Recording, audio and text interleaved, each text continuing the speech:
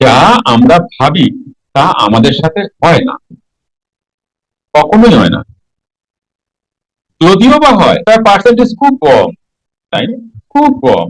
তো এই যে মন, এই মনের আবার এর ভাবনা চিন্তা কোথায় হয়? এই বডিটার মধ্যে, ব্রেনে এই ভাবনা চিন্তা আসে। ব্রেনকে আবার তিন ভাগে ভাগ করা হয়েছে। মানে মন, ব্রেন থেকে যে থট আসে, এর যে ভাবনা চিন্তা মানে মন, একটাকে বলে কনসাস মাইন্ড, একটাকে বলে আনকনসাস মাইন্ড, একটাকে বলে সাবকনসাস।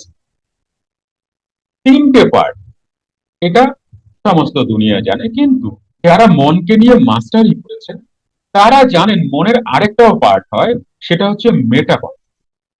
টোটাল ব্রেন ভাগ হয়েছে চার ভাগে।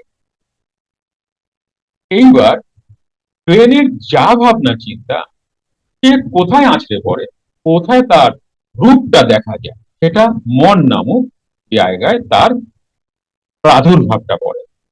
এইবার মন প্রত্যেকটা ইনসিডেন্টে কমসে কম দুটো দিক হবে, একটা পজিটিভ, একটা নেগেটিভ।